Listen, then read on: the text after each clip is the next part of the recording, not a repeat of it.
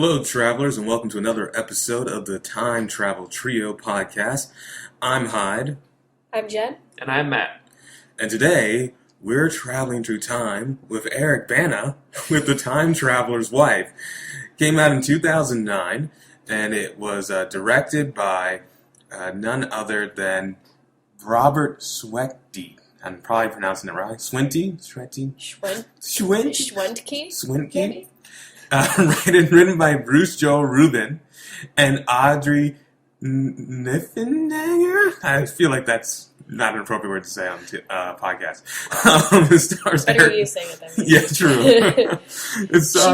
She wrote the book, though. She wrote the book, which yes. is reassuring that she also helped to write the movie. Yeah. That is very true. It's very true. I've not read the book, but apparently it's not too different from the book, the movie, and the Cool. literature. It stars Eric Bana and Rachel McAdams, as well as Ron Livingston. And for those of you who don't know, this is the beginning of the Rachel McAdams time travel trilogy. Now, what that is Rachel McAdams has been in three romantic movies that involve time travel. This was the first. The second was Midnight in Paris with Owen Wilson. And the third was About Time with an actor I can't remember the name of. But I believe Bill Nighy's in it at one point, you know. So Wait, I could tell you. it's who is His it? name is Domhnall Gleeson. Domhnall Gleeson. Domhnall, who was in... He always His name thought- sounds familiar. I used to think for the longest He time was in Harry Potter. and Ex Machina. Oh, okay. Now I know where he is because I always got him confused with the Weasley he's in twins. Star Wars. He's General Hux. He's General Hux. the redhead guy. Yes, he's the one who's Okay. he's like, this will be the name, the First Order. Yeah, he's kind of psychotic. He also is Bill Weasley in Harry Potter. Oh, very cool. So, anyway. He's in Dread. He's in a lot of action movies. We'll get to him. We'll get to there. this We'll guy. get there. The point is, First this things is first. Rachel Eric McAdams' story and Eric Bana. But Rachel McAdams has been in 3 time travel movies where Rachel McAdams does none of the time traveling. Only her love interest does the time traveling. Yeah. And all the time traveling that happens in the movie seems to be genetically or magically induced onto the person. There's no machine. There's no, special thing they have to get into that makes them that's travel. not romantic. In these, Romantic movies? yes, you need to have something that's less, that's more magical than just here's a machine, hit a button. Right. So in The Time Traveler's Wife, he actually has a genetic disorder or gift that I would call a disorder. He based calls on, it more of a disorder. I think, Yeah. too. It's genetic, though. It's genetic. And he discovers it in a tragic way when he is in a car accident with his mother, and right before he dies, he time travels 2 weeks prior to the car accident. And it's discovered that he has some sort of gene that basically allows him to sporadically time travel. The problem with it is he can't control when he time travels and what time it will take him to. Yeah. So it's kind of interesting. It's like being able to fly but not being able to go very high or very fast. Basically, it's Or like when you fly. or when you fly, you just start flying. Like, oh, what's going on? So before you start continuing into the plot, did you want to go over How our relationship with the movie? Yeah. For me, the movie was I wasn't super interested in it. Honestly, it came on HBO, I believe, or one of those kind of channels one night. And I just kind of had it on as video wallpaper while I was doing something else. And I kind of checked in and out of it. And it was one of those things I was kind of interested to see how the time travel was going to work. Because it was an interesting concept to me. I can do romantic comedies, but romantic dramas are very hard for me to get into because the crux of the investment is them getting, if they're going to be a relationship or not. And sometimes the stakes usually just aren't high enough for me to get into it. But in this one, it was very interesting to see how time travel and just sporadically jumping in and out would affect the relationship.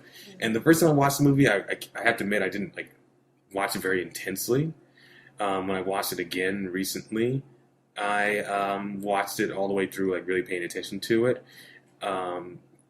So, my relationship always was like, oh yeah, I was at that movie I saw one time with the time travel and Rachel McAdams. I didn't think anything too positive or negative about it. Yeah. I didn't see this movie until the podcast. I don't even think I saw a trailer for it ever. I didn't really know I knew that she was in it. I knew that it was about time travel, but I never ever saw it. I never had an urge to. I'm not against romantic movies, but I usually don't see them unless I'm with someone that wants to see it with me. So I usually don't go out of my way to see them. So I never saw it until now.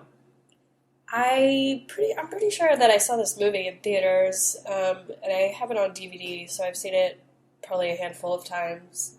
But yeah, I enjoy it, I guess. I think it's a cute movie. We'll get into it, but yeah, in general, yeah, it's okay. Yeah.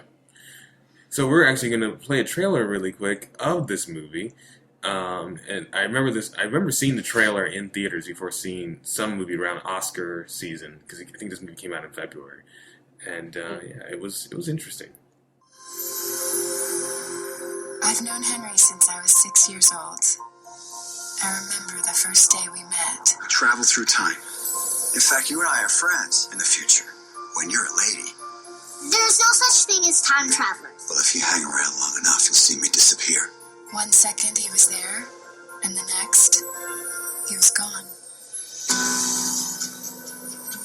I've been waiting for Henry my entire life. It's you. I wrote down every time that you came to visit me. You told me that you go back to the same places a lot. Yeah, it's like gravity. Big events pull you in. I was a big event. Is it too weird? No, I think it's kind of magical.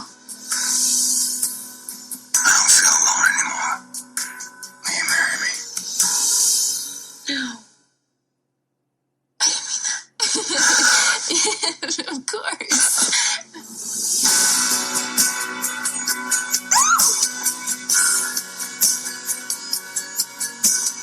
We named her Alba. You met her? She's so beautiful. Daddy! I travel through time. I can't control it. It just happens. I wish it didn't. You're back. Did I miss Christmas? What do you want to talk about?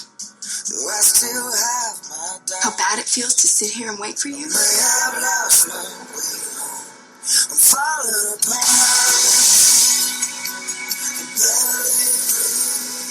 What's wrong with me wanting one normal thing in my life? You think that I wanted this life? This husband that disappears? Who would want I that? have a choice. I never had a choice. I don't want you to spend your life waiting. Henry! I wouldn't change 1 second of our life together. I can't stay. I know.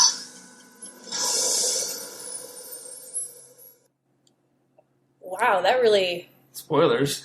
buries the lead. Yeah, I mean, it's just like watching the trailer again. It's like, oh my gosh, they actually tell you a lot. And They tell you a lot, but they also like don't. Well, They don't tell you a about couple it. key They points. They don't tell you. Yeah, once the movie like has this big event happen, they don't really.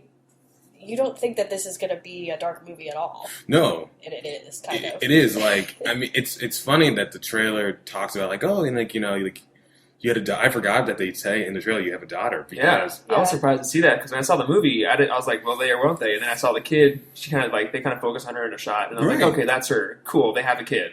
But in the trailer, it's like, oh, hey, he meets her at some point, and I'm like, well, that just spoiled that. yeah, that just I guess they assumed that most people who would see the movie had already read the book. And probably don't really care about spoilers. That's right, true. honestly. If for a romantic comedy, like you watch it not like to be surprised. You watch it because you want to see their romance. So it's not that big of a deal. But I thought it's interesting because they kind of play the trailer like as if their biggest problem is, him traveling through time. Traveling through time. Which Yeah. I guess essentially it kind of is. But It like wasn't that's like- her right. dealing with it seems like that's their biggest issue. Like It's that's the like crux how of their she deals with it. conflict. But it's like I mean, that was at first in like the first, Right. second act, but they got past that. yeah. I do think it's a smart way to draw people in because you can't. A lot of things are so much more beneath the surface that become problems, and it's like I think everyone in 2 minutes can understand. Like, once my husband or wife was just floating through time and like And like he can't control it, so like, Right. you can't blame him. Anyway, Yeah. do you want to get into the? yeah. Let's get into the plot. So basically, when like we were talking about earlier, Henry, the main character played by Eric Bana. I don't even know if he's the main character because in some ways Rachel McAdams is the main character, but Eric Bana, Henry, when he's a kid, he's in a terrible car accident with his mother, but he time travels 2 weeks prior to the car accident, right before it happens, and this is how he finds out about his time traveling abilities, which I believe is called Chronos displacement. Yeah, I think that's what it is. Like- He says it once at one point. Yeah. Yeah, but so he time travels and through learning from actually. Kind of, we were talking about Bill and Ted's Yeah. in a Bill and Ted type moment. His older self comes and explains the rules of time travel to him. Yeah. Like, hey, Yeah. this is happening. For those of you watching at home, Yeah, I mean, a quick note, like, when he first showed up after the car accident, the kid, when he travels, he's naked. So the kid version's naked in the snow, seeing the accident outside the car now, because he went back in the past and back to the present. And his older self came by and gave him a blanket, said, "It's okay, you time traveled." He didn't really say, "Sorry, your mom died." He was just like, "You're okay," and he just left. Like, I mean, at least console the kid a little bit. Right. Which is also something key about that moment with his mom dying. He finds out through that he cannot change major events. That's right, yeah. He can only have minor changes. Basically, if it doesn't cause too much of a ripple in the time fabric, whatever that, they're never too concrete on the rules of what's minor and major, because he's able to win the lottery using time travel, but he's not able to save his mom. So apparently winning the lottery does not cause enough ripples for him not to be able to do it, which is kind of interesting. But you go with it, okay, those are the rules. He can't change major things. Yeah, we'll get into those. So what happens is we flash forward, and then there's a young girl named Claire who is visited by the older version of Eric Bana, who is at this point, I believe, like in his 30s or something, and he comes to visit her, and he's naked, and there's a very awkward scene. did you want to play? Yeah, that scene? let's play this. This is kind of one of the more. There's a lot of uncomfortable moments in this movie, but this one is uncomfortable for a different reason. Right. What do you need the blanket for? I'm a time traveler. I come from the future. And when I do, I don't get to bring my clothes. There's no such thing as time travelers. Yes, there is. In fact, you and I are friends in the future. When you're a lady. Am I pretty? Yes. Very. Prove you're from the future. Well, your name is Claire Absher, born May 24th, 1972. Your parents are Philip and Lucy. So you know things. That doesn't prove you're from the future. Okay. This weekend, your brother Mark, who's a real pain in the ass, falls out of a tree and breaks his arm. Yeah, but I won't know till then if you're telling the truth or not. Well, if you hang around long enough, you'll see me disappear. But you just got here. I'll be back again. Lots of times. In fact, I'll be back next Tuesday at 4. And it'd be great if when you come then, you could bring me some clothes. Something your dad won't miss. Nice to meet you.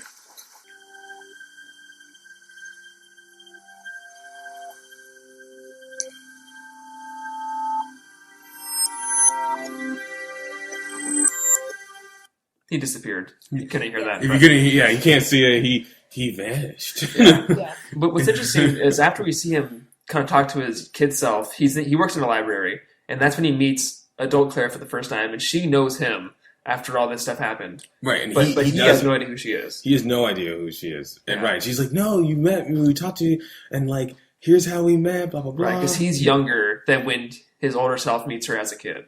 Exactly. So it's Yeah. kind of interesting because his younger self is getting filled in on his older self. It's almost a little bit like Time Crimes in the sense where like every person knows a little bit of information, and when they come back to her, they fill in each other Mhm. on the information. Like, no, this is happening, which has to be so confusing. Though I will say the movie does a good job of it never getting too confusing for you to follow. Yeah. Like, who is current Eric Bana, who's future Eric Bana, and who's, like, past Eric Bana. Yeah. Yeah. But, yeah, sorry. Yeah, so, that seems a little odd. Stranger danger out the wazoo. I mean, he plays it delicately, but it's still creepy. Right. I mean, he's doing his best to make it as not creepy as the script dictates it to be, but it is still creepy because you're just thinking like, oh, once he wasn't a time. Like, if my kid ever was like, he's in the future, I'd be like, honey, come here, come to dad. Don't go see this guy. He was again. naked. Don't bring him clothes. Yeah. Do not meet him at 4. Yeah, the fact that he's I'm naked calling the makes it police. so much worse too. Right. Like when I first, even when I see the clip knowing what happens, he's like, prove it from the future. I just have It's to uncomfortable. show he's naked, like underneath that robe. I'm Yeah. like, no, don't. Yeah. Don't show anything. Yeah, but you know, in present day, I guess you can say, when Claire and Henry meet, she asks him out on a date to get dinner. Obviously, he just met this girl Claire, but she knows him. She's in love with him essentially. But he goes out to meet her anyways, and Right. yeah, And she also tells him that he waits until she's 18 to kiss him, which legally sounds in the clear, but when you think about it, it's kind of weird. Because that means he's waiting. He's literally just visiting her and just waiting, looking at his watch like, is she 18 yet?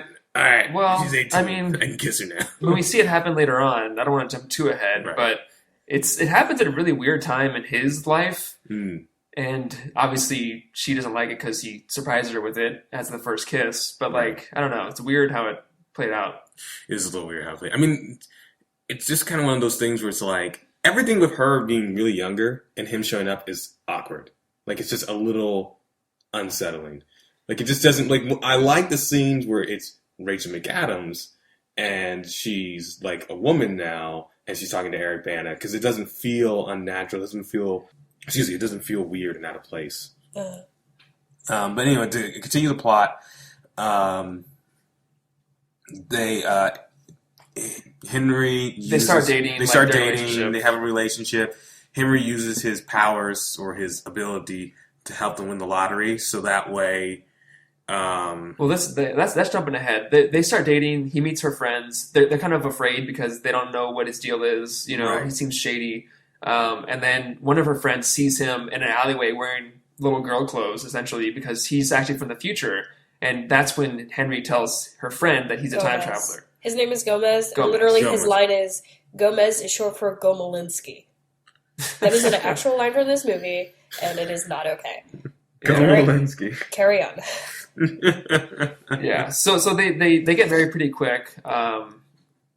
Yeah, they do get married pretty quick. Actually, on their wedding day, he disappears right before the wedding, and then the older version of him has to show up and fill in, which confuses people. And they're like, ugh. Yeah, he's great. It's pretty He's funny, though. It is funny. I did enjoy that bit because it's like a big event and you like know something's probably going to happen. Right. And then Right. instead of like them waiting around, like you might expect them to just like wait around all day and like eventually he'll show up again. Well, because no one knows besides Claire and her friends, essentially, that he's a time traveler. Yeah, but And his dad. when the older one shows up, Right, everyone's just kind of like, well, it's if like, we're nope, gonna- everything's gonna be fine. we're just going to Let's go with it. Yeah. I mean, it's sweet though, because if you think you're of Claire, like she knows the older version of him, and now he's next to her getting married.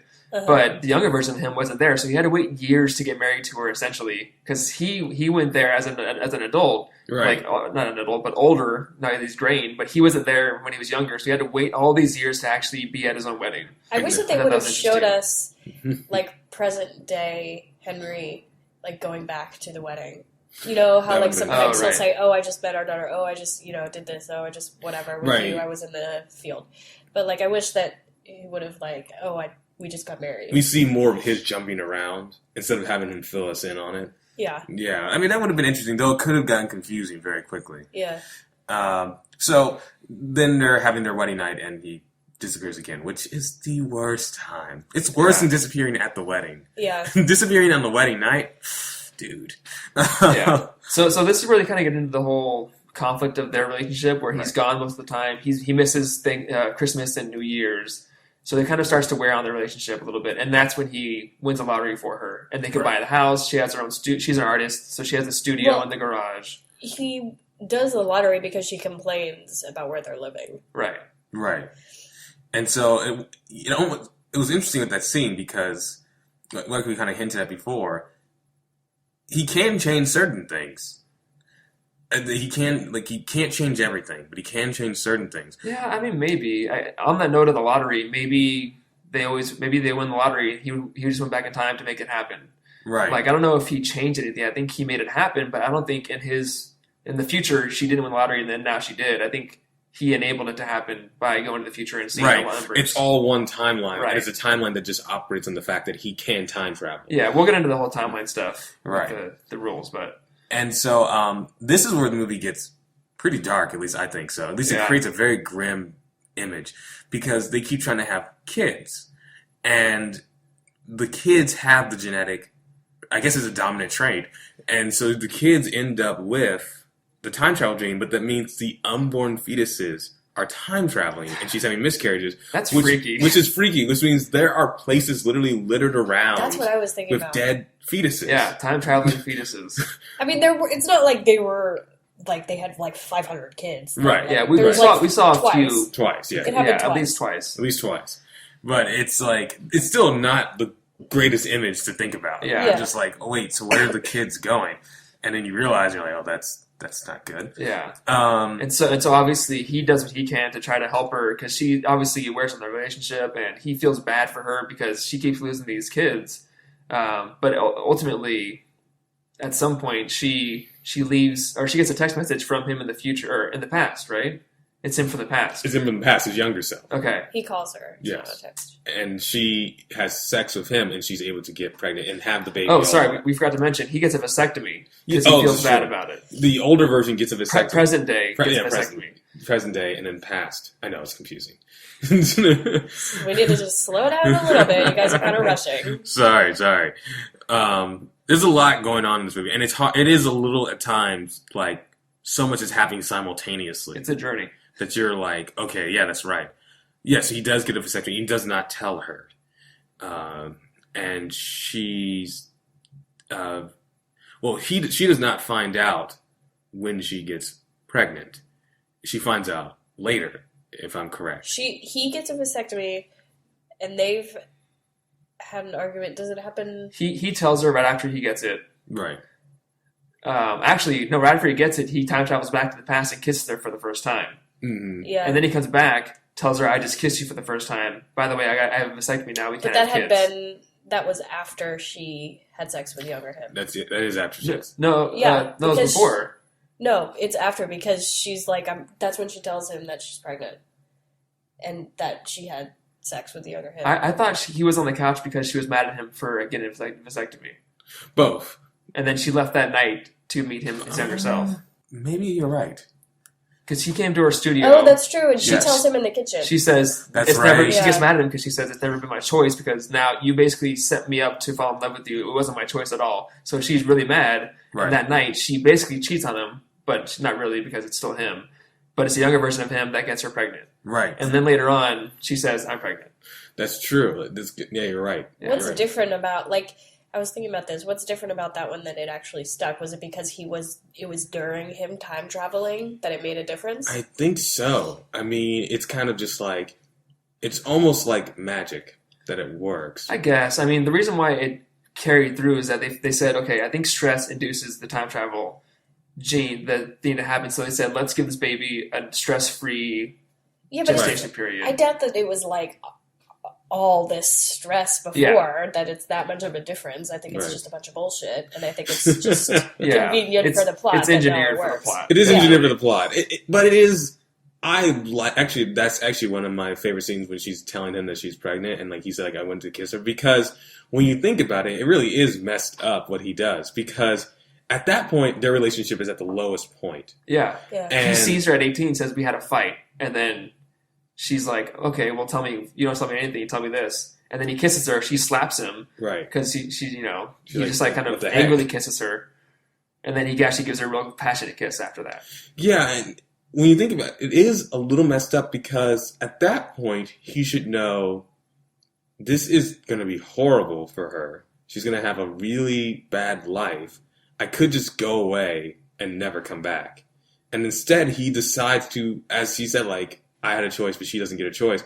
he basically traps her in a romantic relationship with her. I know he's not thinking it that way, and I don't think it's meant to be that way. Mm-hmm. And I'm not saying this in a cynical way. I'm just saying that, it's one of those moments where she's every right to be mad when he comes back. Like, it's not a petty argument in the least. Yeah, he's definitely in the wrong most of the time. I mean, he says himself that he says it of himself as a younger person to his older self that he's kind of an ass sometimes. I think he called himself, he acknowledges that he has flaws. Right. He's not perfect. But it does make it interesting because it's interesting because it's not an argument that is solely relegated to just time travel relationships, I guess.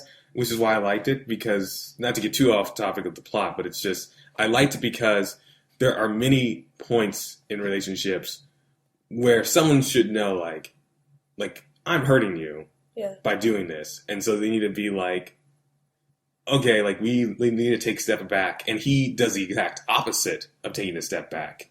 So it was interesting. I like that argument, actually. Just a side note on that. But she gets pregnant and has a kid named Alba.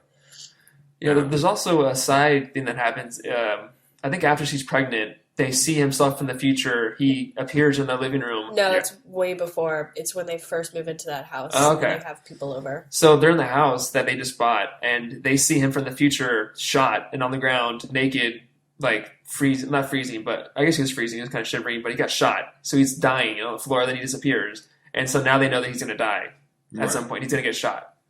Yeah, he gets shot by, actually, we're jumping a little bit ahead, but it all kind of is in the same realm of the plot. He gets shot by her father, who's hunting deer. Very interesting. He gets, But, yeah. Yeah, it's an interesting, it's supposedly an accident. It says I think. Well, yeah, there's a deer there. He's next to the deer. Right. But this makes him go see the doctor that she knows about from his older self telling her. So she knows of this doctor from his older self telling her about it. But it's also like they know that eventually the time will come that he will be shot and he's probably going to die. Exactly. So it's kind of looming towards... Sorry, everyone, I have a cold. It's sort of looming over the plot, especially towards the end. You're kind of like, you know that it's going to end with his death, which is something that I don't really like that you like know it's coming. And then when it happens, you're like not... Obviously, you're not surprised. Right, you're not. I wasn't surprised, but yeah, I mean, it hits you right in the feels. Right in the feels. You're like, no. Yeah. But he. But yeah, so this makes him visit the doctor. Right. That can eventually, that we know that he helps him eventually through it all because his older self has told Claire that he helps him. So this is the point where the doctor actually helps him. That's where we learn about the chrono displacement, and we kind of learn more about what it actually is that is happening to him. Yeah, let's play that clip. When I'm older, I travel back in time to see my wife when she's a little girl. She says I mentioned to Dr. Kendrick. I found 3 in the Chicago area, 1 an ENT, 1 a podiatrist, so I'm a geneticist. And I have a genetic anomaly. It's called chrono impairment. That's a term you came up with, apparently. That's what she says. Of course, now I've mentioned that you will call it that, and it'll be hard to tell which came first. You see, that's the thing about time travel. Did my students put you up to this? Because, man, you are good. Anyway, so the great Stephen Tobolowsky. Yeah, go ahead. Yeah, no, it's true. He does get help. It also helps, assumedly, his daughter, Alba, who was later born, and he tells him, like, I've met our daughter, I've seen our daughter.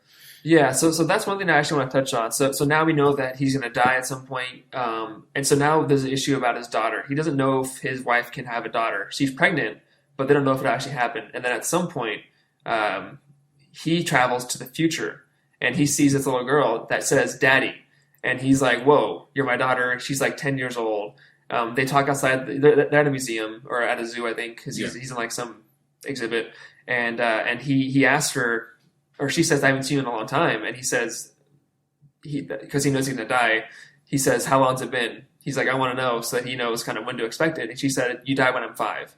So now he knows when he's going to die, and he knows that he'll have a daughter that will actually survive and grow up to be a time traveler, she says, I travel too, but I can kind of control it. Right. So the doctor, at least the way I took it, was less for him and more for his daughter. At least that's how I read it. Yeah, I'm the not doctor sure. kind of helps out with Right. the pregnancy, kind of make sure that everything's going along smoothly. Right.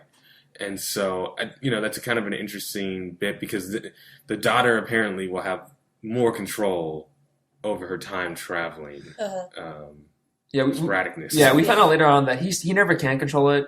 There's a running theme that he can't sing. His mom is a good singer, and he can't as a kid, and he can't as an adult. And his daughter says, I control it by singing. That's how I stop it from traveling. But she can still do it. It kind of happens sometime, but she's learning to control it. Right. But essentially, back in the present day of Henry's life, he now knows that he has a daughter. She gets born. There's a little montage of her growing up, being with her grandfather, learning to play the violin, kind of them growing up. And then it cuts to her 5th birthday party.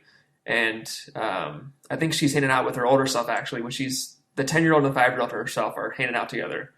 And that's when the 5-year-old daughter she finds out from her older self that her dad dies. And that's when Rachel McAdams finds out that he's going to die too. Right. Well, when he's going to die, sorry. When the exact time, which is interesting. Again, it goes back to the beginning. He can't change major dates or major events, but it is interesting that he doesn't tell Rachel McAdams this because he gets shot by. Obviously, he doesn't know. Right, but he knows when it's going to happen. He knows when it's going to happen, but it seems interesting. We know he got shot, and so sometime around the time where daughter's 5. So at least, the dad could be like, well, I'm not going to probably have a gun. But I guess, he's not thinking. When I first saw it, I thought, oh, yeah, I forgot about that. It was an aggressive thing. Like, Yeah, I did someone too. killed him. Someone was going after him. Right. Yeah. And so they clearly aren't thinking, oh, I'm going to go out hunting. I'm Yeah. out to hunt something, and I'm going to accidentally shoot my son-in-law. Yeah, Claire's dad loves to hunt, and that's like, Claire's dad said, hey, honey, we should go out hunting sometime. I don't think they ever do, but... No, they don't. But it's an underlying theme, a little subplot that's kind of weaving to Right. the end. Yeah. So all that happens, and then Henry comes. He disappears for a while, but then he comes back, and he basically says, "I don't know how many times I'm going to be able to come back to you, so I want you to kind of forget about me. Not forget about me, but kind of like move on, because I'm basically dead. I might show up maybe 1 or 2 more times, but really, I think you just need to this. This is it. It's goodbye." Yeah, he comes back from a trip. We don't see him actually traveling, but we see him come back. He's naked and shivering. He actually got hypothermia because he was trapped in a cellar or something like that. He says that someone trapped him in somewhere and he had hypothermia. Now he's in a wheelchair. So he knows he's going to die. It's coming near the end of, it's like Christmas time. His daughter's 5 now. He knows it's coming soon. So he tells, everyone goodbye, essentially. And he travels one more time and he sees himself on New Year's Day dying in the living room. And he puts his hand on the window and it's like a thematic thing. His handprint disappears when he's dying. Right. And then soon after that, he travels to the past or whenever and gets shot and then comes back on New Year's Day. Right. And he dies. Right. And I thought that was actually really cool because, like I was talking about with the scene where he realizes we're not gonna have kids, and he goes back and he kisses her. It's kind of the reverse of it in terms of character development because he now accepts this is it. There's nowhere else I can go with this, and so he has this nice moment where he's basically saying I'm letting you have a normal life. Yeah. Kind of thing, Yeah, in terms of present day, he knows his time is up, but we actually find out later on that he actually has been to the future a couple times. Right. That we actually see. And so I guess after we see him die and, it's all sad, and now it's just Claire and her daughter, that we see him in the meadow again. Older, he's gray, but it's years after he's died in the present day. Right. And he sees his daughter. And then he says to the friends she has, who are Gomez's kids, go get your mom. And this is the end. Which we need to talk about Gomez's kids, but yeah. No, but it's true. but yeah. This is the last moment where Claire runs to the meadow. He's there as an older. They kiss one last time, and that's essentially the last time she sees him ever in her life. Right. And what it also does explains the wedding, how he was able to be old even though he was dead, quote unquote. I'm doing air quotes. You can't see it on the podcast. Even though he was dead, he's still at her wedding. Well, no, he was. It's not necessarily He after wasn't he died. dead. No, that was him as an older person. That was before he died. So We this don't is know where when. he's at. We Well, don't that's know true. when We don't it know. was. Yeah, We don't know what he it traveled was. a lot that we didn't see, and That's true. his older self, we didn't quite see all of his travels. That's a good But point. Good point. He traveled back in the past and future, and so he did a few things that we see in terms of Claire's perspective Right. later on. That's right. Okay. Yeah, you're right. Right. See, as you can So- see, I'm getting a little confused by the own plot of the movie. I mean, that's the plot. That's how it ends. That's So- it, start to finish. Did you guys notice Gomez's kids? Like, There's a boy and a girl. yeah, They're twins. that's, I guess, they're Debatable. twins. That's Well, very debatable. They're biracial. One's a boy, one's a girl. I wouldn't say that they're I mean, technically they probably should be, but they're blatantly look like they are absolutely not. There is one girl who is very Hispanic, and there is one very white, very American blonde boy. And I just Casting. found it ridiculous. Well, if you're twins, you get a whole different race, right? Right. No, exactly. That's how it works. If you're Yeah. biracial twins, one's black. Well, no, actually. Wait, why are they twins? Side note, I don't know. Well, I mean, I don't know. I thought they were twins. I don't know. They're around the same age. Side note, there have been biracial twins that have split races. Oh, really? Or ethnicities. I mean, I'm not saying it's not possible, but like him and then his wife, it was just ridiculous. Yeah, it was. First of all, they would never have a blonde child, That's true, yeah. No, it's true. Gomez has black hair, so. and That's she's like African American, isn't Right. she? Yes. Unless Oh. she has some blonde in her genes. But like, how do they have a white boy? I don't know. Honestly, Yeah, that's weird. honestly, I don't know. I didn't think about that. Generally everything with Gomez was always wrong. And then Gomez was just Gomez was the quintessential stereotypical best friend trope. Yeah. Like there was nothing Gomez did that stuck other than like probably shouldn't marry the guy. Seems like a creep. Like it's just like No, it's not. okay. So it's just like Gomez is just there to talk. It feels like sometimes I'm like. Yeah, he's just there so Rachel McAdams has someone else to talk to other than like the empty wall in her house after Eric Yeah. Van has like time traveled. Like, oh, goodbye. Yeah, so that's the movie. It's a good romance movie. I think it's interesting with the time travel. I liked that it was almost like two different love stories. Yeah. They both had different first times they met. They both have different first kisses. Different times they last see each other. Rachel McAdams sees him as a kid, first of all, or she sees him when she's a kid, and he sees her for the first time when he's an adult. And she kisses him for the first time when she's 18. His first kiss with her is when he's an adult. Right. And then he sees him, it's kind of like a different love story, but, same touch points that kind of happen to different characters, the two characters at different times. No, yeah, and I think that's one of the things that was kind of engaging about the story in a sense that you do have to pay, even now, even with the plot in front of me it's just, it is a little bit hard to follow, and I don't mean that in a negative way, I just mean there's a lot going on. There's a lot of things. It is one of those kind of movies, and I'm sure a book, that you could read or watch a second or third time and get something new out of it or catch something you didn't catch before. Because there is a lot going on, and it is a character study, too, which I always appreciate. Yeah, Claire's pretty strong, and he's pretty bullheaded, and they kind of have to work together with this condition that he has. Mm-hmm. So in terms of the time travel, we kind of touched on it a little bit. He can't control it. He just kind of randomly goes to places and times. There's gravity, he says, so he goes to the same parts over and over again, like the meadow. His wedding, I guess, is one of them, too. Mm-hmm. He went there once. But it's all genetic. He kind of disappears. I think he says that alcohol can trigger it. Yeah. But that's never really brought back after he says it once. It just happens more and more. I guess it's genetic. It's impossible as far as we can tell. Right. There are theories of higher dimensional beings that might be able to control time. I guess he just can't control it, but he has the ability to maybe, like his daughter can control it now. Right. I mean, that's all hypothetical stuff that we a can't. fourth dimensional being. Yeah, I mean, I guess that's not impossible, but as far as we know, the laws of physics, it's entirely impossible. Right. So why did he? Like neither of his parents had it, so like why did the genetic? Well, that's what I was trait gonna start ask. with him? No, I mean, this is coming from someone who studied human genetics for a little while in college. It doesn't make sense genetically that his parents don't have the time travel trait, but then his daughter does. Yeah. If that was the case, if it was a recessive trait like that, it wouldn't be his daughter, it would be his granddaughter that would have the time traveling. They don't really explain that, but he does. So his mom dies when he's a kid, but as an adult, he goes back to see her when she's alive. Right. And he talks to her as an adult. Right, when she's on the subway. Yeah, he kind of hints that he knows more about her than, he says, I'm a fan of yours. And then he kind of says, your son loves you a lot. And she says, I know. And I think the look in her eye is like, I think that was my son, but I don't think she would ever think that because I don't think she knows anything about time travel. No. Unless, maybe she has it, but that's never touched on in the movie, never hinted towards at all. Yeah, maybe, you never know. She could have it. She just can't change the fact that she's going to die. Yeah, maybe. But, it doesn't make, it kind of reminded me, their relationship kind of reminded me of, you ever seen the movie Jumper with Hayden Christensen and Samuel Jackson? I have not seen that one, no. Spoiler alert for those who have not seen Jumper. I know it's not a time travel movie, but I'm saving you a misery of watching it. I haven't seen it, Yeah, so don't go ahead. watch it. It's terrible.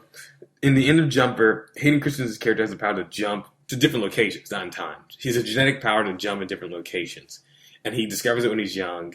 But you go, at the end, there's a twist with his mom who says, when the first time you jumped as a baby, we were so terrified. So apparently the trait has been there. It's a recessive trait that is in the family line. But in this movie, there's no explanation of why he's is he the first in his family? Yeah, there's no evidence that he's the first or he's not the first.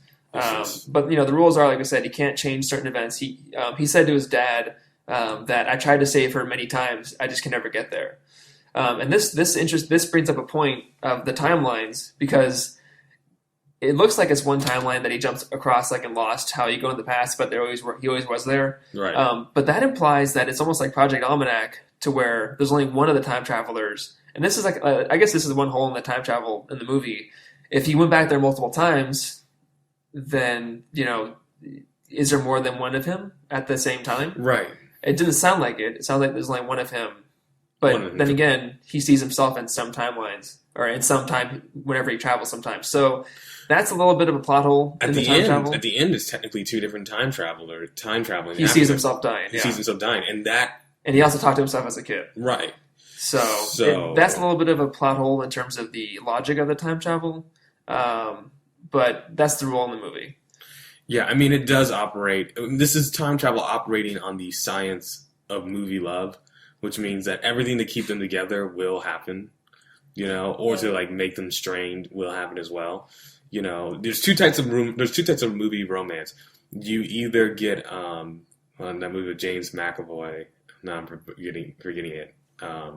But where like the movie, just like everything seems to be keeping those two from being together. Atonement, where like something or like The Notebook, where something just continually, there's a force that just continually keeps them from being together. Or you have the opposite, where there seems to be a force that continually brings them back together, no matter what happens. So this seems to be on the latter end of like the magic of the movie is that no matter what happens, it seems they're destined to be together.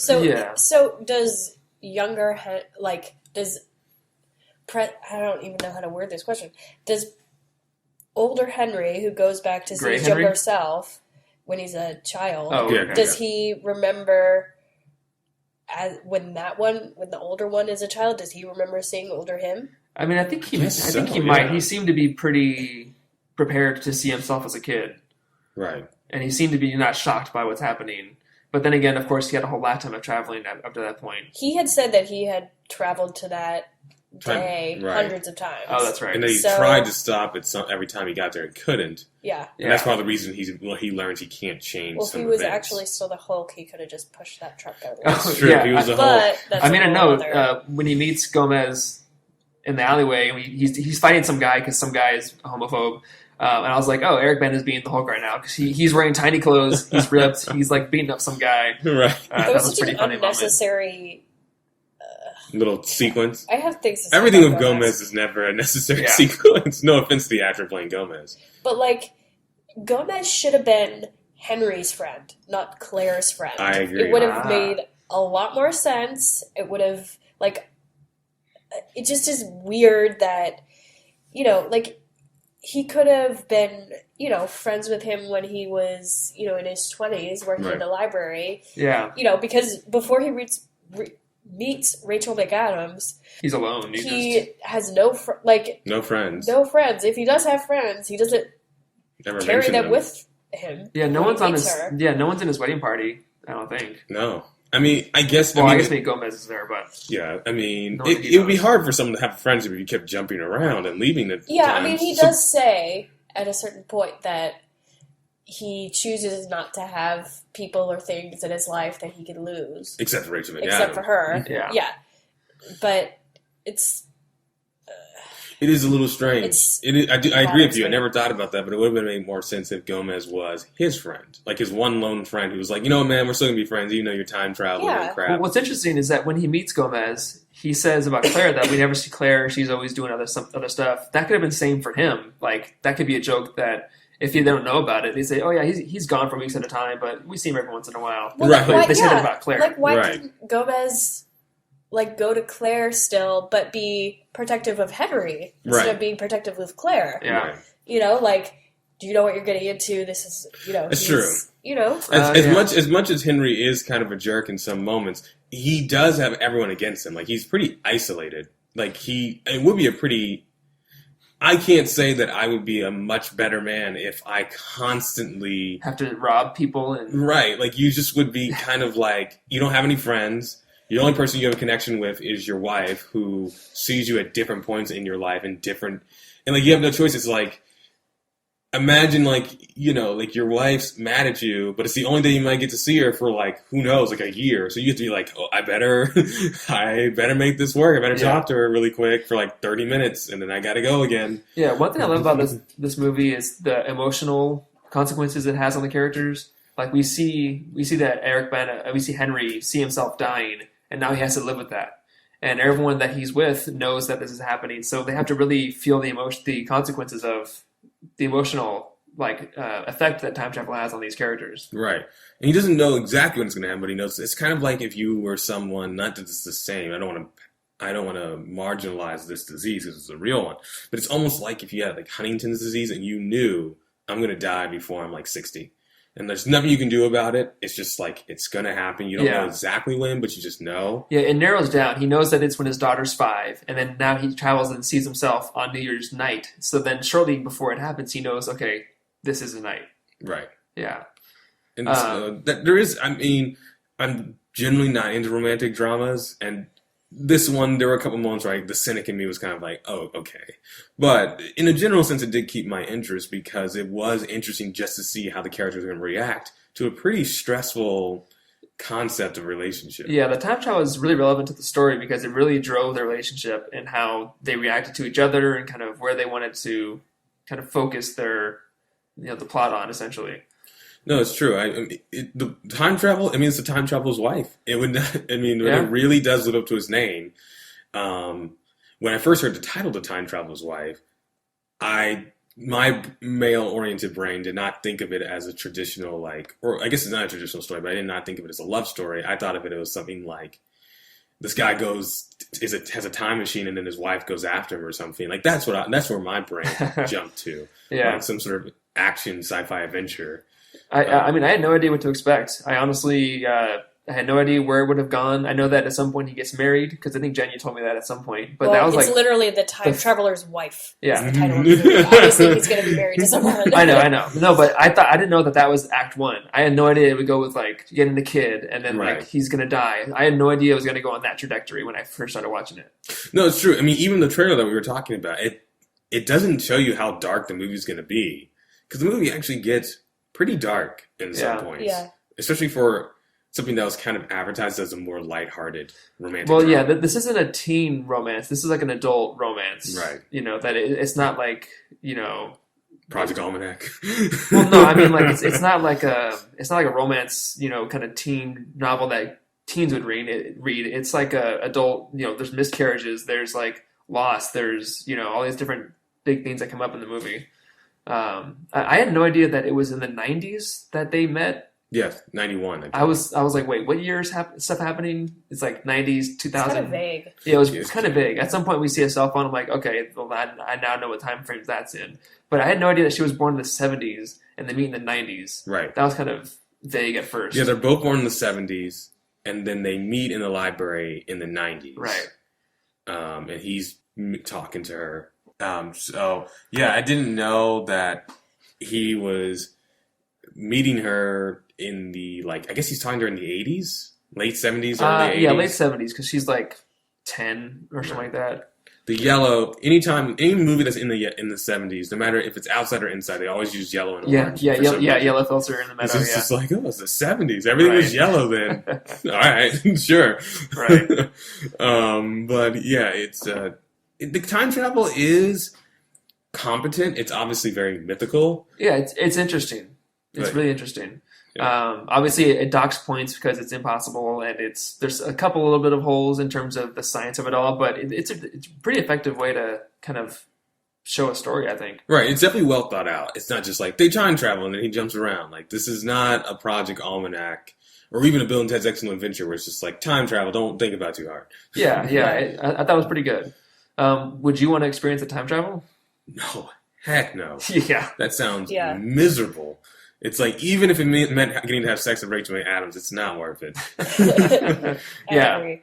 No, I think we all agree that this is, if you can't control it, then, I mean, maybe I want to be his daughter, like, the way that she can do it, like, where she kind of control it, but if you're just going through time, having to rob people and end up being naked in snow, But it's like yeah. your Hypothermia. own life. Like You're like, I've already lived my life. Like, let me see something else. That's true. Right. Yeah, It's you're just trapped so in this. boring. and it takes you back to, it does take you back to your happy memories, but it also takes you back to your miserable meries. So it's Yeah. like, oh yeah, that's what I Yeah. want to relive. See your mom die hundreds of times. Like, it's just like, yeah, I think that's, there doesn't seem to be any real benefit of him time traveling. Yeah, he doesn't accomplish anything with it, does he? No, I No. mean, I guess other than getting to, like, marry Rachel McAdams, which is an accomplishment to a certain degree, but no, it's just like, I mean, but who's to say that if he didn't have time travel, he wouldn't have met Rachel McAdams because they both go to the same library or college or whatever and fallen in love. Like, so there's nothing to say that, you know, they wouldn't have already been able to get together or they wouldn't have had a normal life. Certainly would have had definitely a normal life. Yeah. You know, who knows? Maybe Rachel McAdams and Gomez would have gotten married if he wasn't in the picture. I would have had interesting children. Yeah. It would have been one redhead and one Latino. Yeah. What else do you guys notice about the movie? Any other things? Kind of interesting caveat in this year, Eric Bana time traveled in 2 movies. One that we may talk about in the future because they actually had to delay shooting and do some reshoots, but they had to wait because after the movie wrapped, Eric Bana shot Star Trek, the 2009 Star Trek with Chris Pine and Zachary Quinto, Oh, yeah. where he plays Emperor Nero, who time travel goes through a wormhole and ends up time traveling 20 years or so into the future. So he had to shave his head for that. They ended up having to do some reshoots in that meadow, and they had to wait till the spring and for Eric's hair to grow back. So the movie was supposed to be released in the fall of 2008, but it ended up being released in early 2009 because of the reshoots. I Just see. so you know, because Eric Bana had to time travel again. Yeah. Interesting. So that was like Eric Bana's 2009 was like Eric Bana's like career resurgence because his career kind of took a hit with the Hulk, and then in 2009 he was in Funny People with Adam Sandler, The Time Traveler's Wife, and Star Trek, and his career kind of came back. His career came back enough that he was on the Daily Show with Jon Stewart, and I was like, hey, he's back. Eric Bana's an actor again. Yeah. I had a few things. We have to talk about Rachel McAdams' little book of the times that she meets him. Oh, yes. Because Yes. I'm curious if that's in the novel. Because if it's not, then they blatantly stole that from Doctor Who. If it is in the novel, then Doctor Who stole it from them. Interesting. Because the exact, like, I would say the exact same thing. Like, the exact same thing is, there's a character on Doctor who is also a time traveler who meets him at different points in her life. And so their timelines together are a little bit backwards. So she has a book of every time that she meets him. Like, the end of her life is, like, the first time that he meets her, essentially. So she has this book that, is basically the same thing. but it's like every time she meets the Doctor. And which Doctor is this? Is it Tennant? Is it Smith? It starts with David Tennant. Okay. The character is River Song, for those who were wondering. Okay. But yeah, it starts with David Tennant, and it's continued. I've never. Sorry to all the people who are part of the Doctor Who fandom. I've not really seen much of it. I've seen a couple episodes of David Tennant, and I saw one episode with Matt Smith. And that's pretty much about been my Doctor Who. Yeah, exposure. it's a pretty good chance if you're listening to this, you love Doctor Who, time travel and all. Jen is watching it; she loves it. I've only seen a few episodes, and I think I will watch it one of these days. But I am also a little bit of a Doctor Who noob. Yeah, but like it's when I watched it again, when I watched this movie again, and it just seemed like maybe it wasn't in the novel, just because she kind of brings it up once when they first meet, and then it's kind of never really a thing again until like he reads it once in her bedroom. Right, yeah. But other than that, it doesn't feel like it's, if it was actually something vital, it could have like been a larger part of the plot later on, a little bit, like she could look through it again and like, remembers things that he had told her or whatever. Yeah. But it just kind of is brushed aside. Yeah, because like he can't use it to choose when to travel because he just ends up there anyway. Yeah, without against his will. But she writes down the day and the time and stuff like that, so he can't really use it as a guide to go visit her. But she could use it as a guide to kind of figure out what's good, because sometimes he tells younger her things that he doesn't always tell older her. Right. So I don't know. I just thought that was kind of very apparent. Yeah. Other things, their wedding song was "Love Will Tear Us Apart." Well, they weren't lying. They They're weren't not lying. wrong. It was either too on the nose or it was just too. It was kind of depressing. Yeah, the guy who was singing it was terrible. Yeah, and it was like really a sad song. Yeah, people at the wedding are like, "Are you guys hearing this song? Is this on purpose?" That is a weird thing. I mean, their relationship, while there's happy moments, most of the movie, the trailer makes it seem like it's going to be like this kind of like gentle trance-like movie about love and time and finding each other at different places. Very much, even though it's also a very serious movie, very much like Benjamin Cumberbatch, A Curious Case of Benjamin Button, where even though that movie has heavy themes, there's still like a fairy tale aspect of it. It's still like a very romantic story the whole way through. Yeah. It's definitely not depressing. It's hard at times and kind of like sad, but Benjamin Button's not depressing. This is like kind of a depressing movie. Yeah. Like their relationship, you rarely ever see them happy in the relationship. Especially after they get married. There's very few moments of them actually like enjoying their like life. the birth of their daughter is like a happy moment. Yeah, that montage of her growing up, I feel like that was a pretty good time for them as a couple. Right. Because they actually I feel like he's probably traveling himself, over that period, but you actually got a sense that, okay, they're a good family, he loves his daughter, they're all pretty close. But like there's still that looming thing Of he's gonna die, yeah. When's he gonna die? But yeah, it definitely seems like it's almost like their whole relationship is fighting for those 5 good years they'll have with their daughter. And then that's it.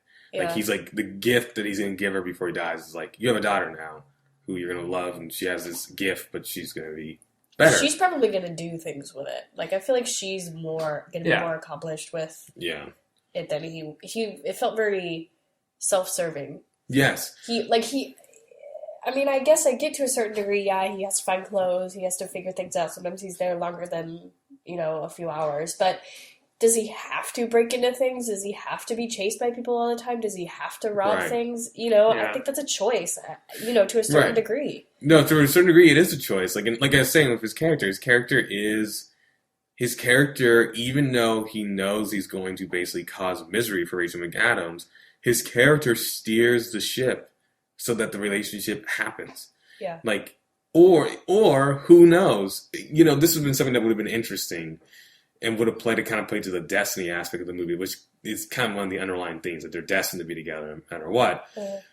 Though it kind of feels like that's almost getting kind of eroded because it feels like he's forcing the destiny to happen. It would have been very interesting if he had said, every time I try, like he made some sort of reference or there's some sort of sequence where it's like every time I try to break us up or like try to end it, we end up back together no matter what I do. Like I can't, it's a major event. Like it could have been like somehow in some, maybe at point zero or a subject zero, we were just always destined to be together. And the time travel thing is just basically a variable on that. Yeah. And like, I'm always going to be with you.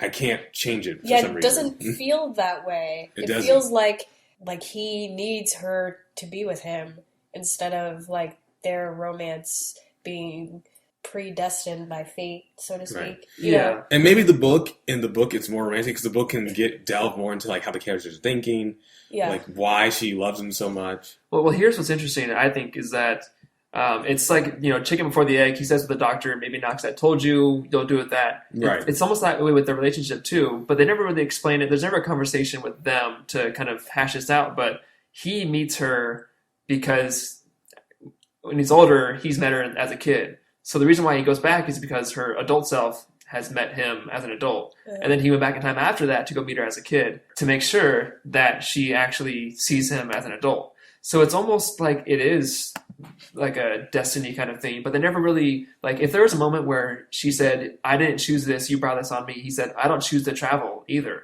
So if they had that moment where they were talking to each other, said, I don't choose when to travel, you met me as an adult, so I then traveled you as a kid, that kind of would have put them on the same level of not choosing, but then it would have been destiny. One thing that I felt was missing for this to be like a good romance drama for me, because I do like that genre a lot. I like romantic comedies. I like, you know, whatever. But I never got that moment where I was like, oh, I really like need these people to be together. They meet and then they're already together. And it's not as fun to watch. Like when I watch those types of movies, you know, something like Pride and Prejudice, for example. Right. It has that whole will they, won't they. And like, yeah, it doesn't have to be that's the whole movie. But, like, a little bit of that would have been nice. Like, maybe he actually was seeing someone else, you know, instead of them just saying, oh, no, it's over. But, like, then why does he still have her lipstick? But that's a whole, anyway. Right. No, it's true. You know what I mean? No, like, I wanted more of that, like, then I would, you know, of them, like, as a viewer, to want them to be together. And then I would feel more, you know, not validated, but, like, I would enjoy watching their relationship more after that. Yeah. Because when she meets him, she's already in love with him. It doesn't feel like a challenge. It doesn't feel like a challenge at all. Right. As a viewer, because you know, obviously they're going to be together. She's the only girl in the movie. He's basically the only guy in the movie. Right. There's nothing, you know, other than him time traveling is the only thing that stands in the way of their relationship. And the movie is called The Time Traveler's Wife, so we know that they get married. So, like, where's the challenge of, you know, oh, is she going to have a hard time dealing with this? I don't really care that much about,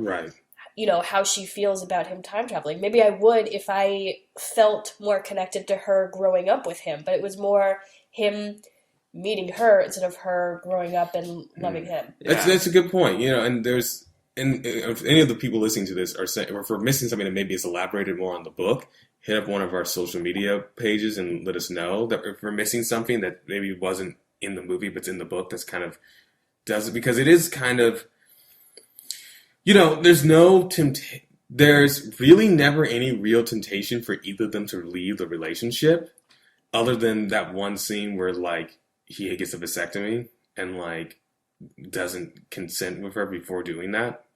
And so, you know, there's never a moment where Rachel McAdams is like, maybe because it's Rachel McAdams, and he's Eric Bana. There's never another guy who comes up to Rachel McAdams who's like, hey, like, she's like eating alone in restaurants. There's never a guy who's like, what's up? Like, why is that so, it was very absent. She never questions the relationship. She just is like, you know what? This is the guy I'm going to be with, and I'm going to just stick it out. Right, and he's someone who can literally time travel throughout different points. There's never a moment where he's like, this is the 50th time I've been in this meadow with this, like, underage girl. I'm going to go into town and, like, actually have sex with, like, a woman my age who I'm never going to see again. Like, there's never any temptation with, like, that. And I'm not saying they had to give into it. But it's too romanticized for it to be reasonable. Right, you can't buy it. Yeah. You know, and you can do a movie where in the first act or like very early on, the characters get together and then the conflict of something that's happening with one of the characters drives it. A very good example, though it's not time travel, it's actually a very real story, is A Beautiful Mind. John Nash marries, I don't forget her name, but Jennifer Connelly and Russell Crowe get married early on. She doesn't know about his schizophrenia until after they're married. Yeah. And that becomes a very big point in the movie, her having to deal with his schizophrenia, and it feels very real and very authentic. And even though it's a true story and everyone knows, well, they worked it out, it's still very compelling to watch because you're like, how are they going to work this out? You know, and they could have done that a little bit more with this movie, I do feel. No, I agree. My last note that I had that we didn't really touch on was I wanted to talk about money. So obviously we touched on lottery, which is something that is somewhat of a trope in time travel movies. I mean, everyone would do it. Would go use their time travel to win the lottery. But $5 million a long time ago, how far is that going to get you? It doesn't really seem like he works after the library, and she does art, and there's no way that funds that house. I mean, this is the 90s. $5 million can get you a mansion, you know? No, it's the 90s when they met. Oh, that's true, yeah. Okay, sorry. Early 2000s is when they get the mansion, so I guess it was before the housing crisis. Yeah. But it's still like, did you think about that? Like, it seems like, unless maybe we're supposed to assume that either they could live off of $5 million forever, which is unreasonable, because especially once he dies, the well is dried up. Yeah. Like, I'm sorry, but you know, I mean, her art and being a single mom or widowed mom is only going to get you so far. How are you going to, pay for things? Well, movies always do that.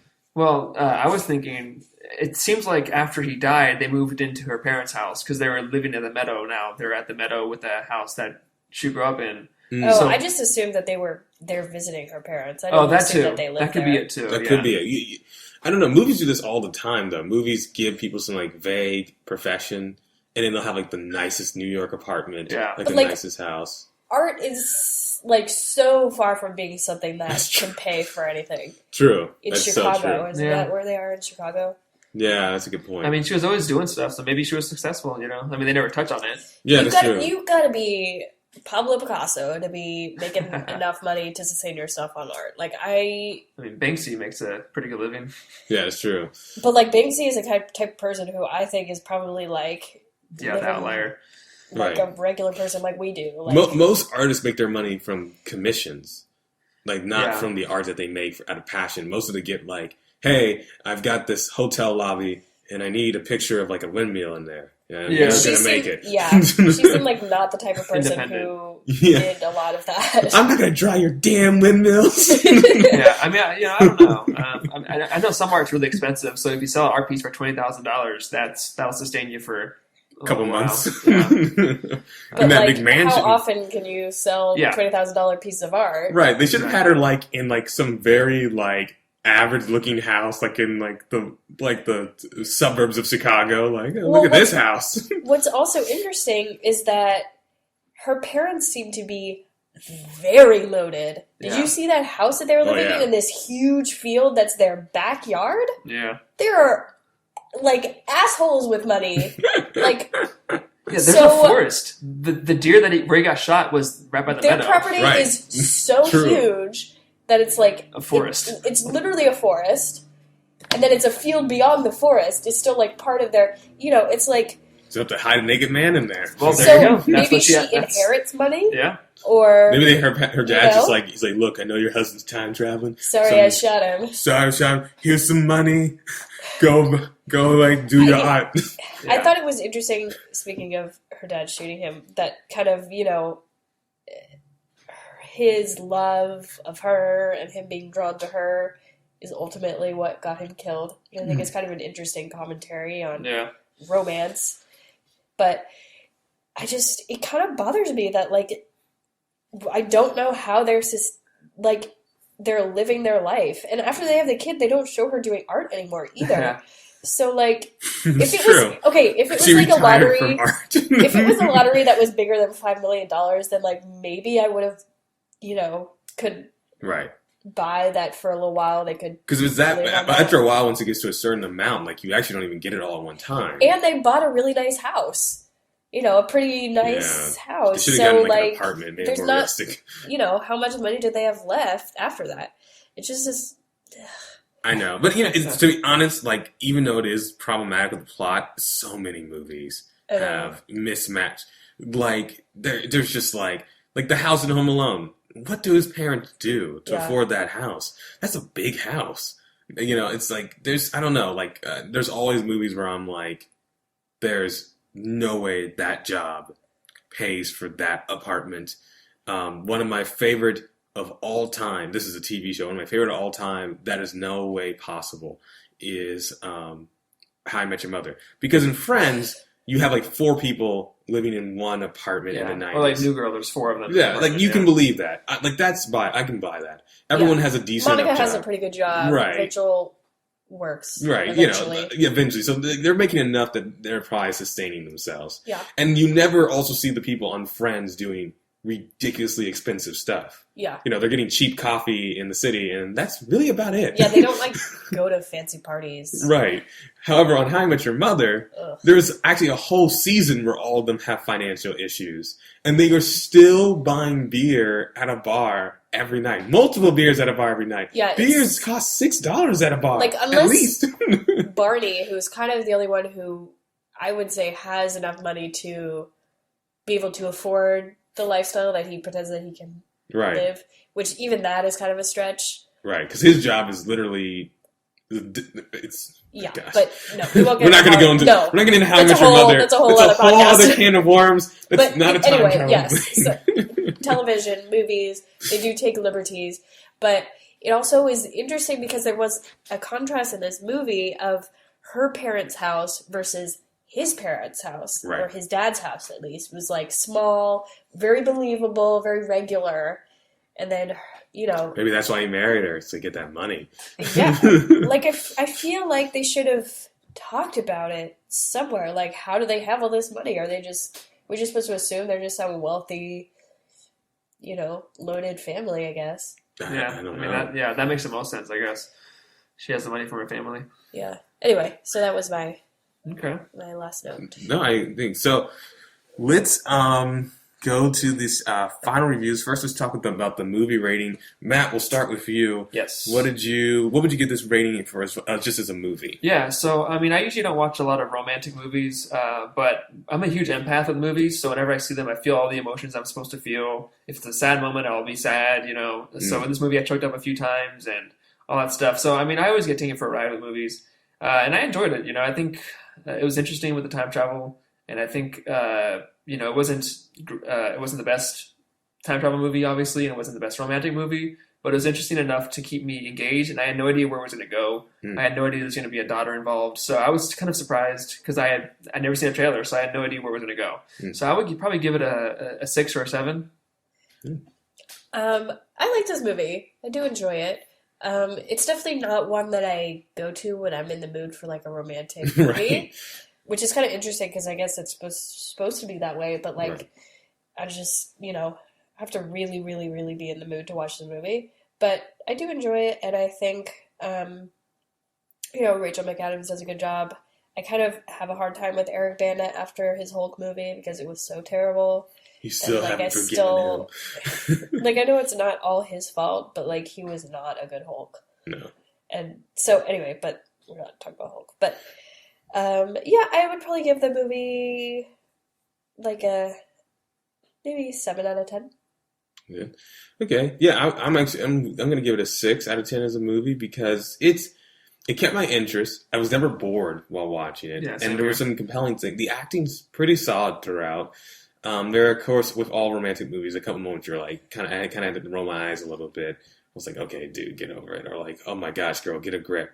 But at the same time, there are some genuinely sweet and sad moments. When she's having the miscarriages like that, like I definitely felt that when she was having miscarriages or having pregnancy problems, because that was just like kind of like a very like, when you actually thought about it, it was like a very disturbing thing that was happening to her. So, you know, it was good. I liked the ending. And other than the part where he's like talking to a younger girl. I pretty much enjoyed everything in the movie to a certain degree. But again, there are some things that just, it's very hard. It's not a genre I get into. Yeah. It's just, like I said, I just can't, I don't care enough. Yeah. If people stay together like Yeah. that, like, it's my own family or close friends. I'm like, yeah, like that girl was good for you, or that guy was good for you. Or like, yeah, I want my family to stay together and stuff like that. But it's like, when it's just some like two random people, I'm like, especially when it's not like what I was saying, when it's not built up enough that you root for them to be together. right, Yeah. right. I mean, don't get me wrong, people listening. I do like some romantic movies. Don't get me wrong at all. Never Been Kissed. Never Been Kissed. That's a good Always one. a good one. But yeah, so that's where I give it the movie rating. So the time travel movie, what's the rating for the time travel? I'm very interested to hear your opinion on this, Matt. Yeah, so they did interesting things with it. I think there are a few things that I liked about it. Kind of the whole circular logic of him meeting her before when she was a kid, and him meeting her for the first time when he was an adult. That kind of was interesting. I like the way that they did it, and they kind of explained a little bit enough. There were some holes in terms of how the time travel should actually work. But they did enough with it to actually make it seem like it was good. Mm-hmm. So I won't give it too bad of a score. So I'll probably give it around a 4 because it was interesting. And I liked the way that it happened. I liked that he couldn't choose it. And I liked, I don't know, it was interesting enough to kind of think about. So Okay. I actually will be rating it much higher than that. Just because I like the idea of genetic time travel. I think it's something unique, more or less, and interesting, especially compared to other movies that we've watched. I think, comparing this movie to those, I definitely think it's a little bit stronger. There's more time travel, and it's more of, obviously, it's just about him traveling through his life and figure things out. But if that's what the movie is about, then it does do that, and it does it, I think, pretty well. Like, I do get to see different stages of his life and, meeting someone and getting married and having a kid. It's like, stages that people normally go through.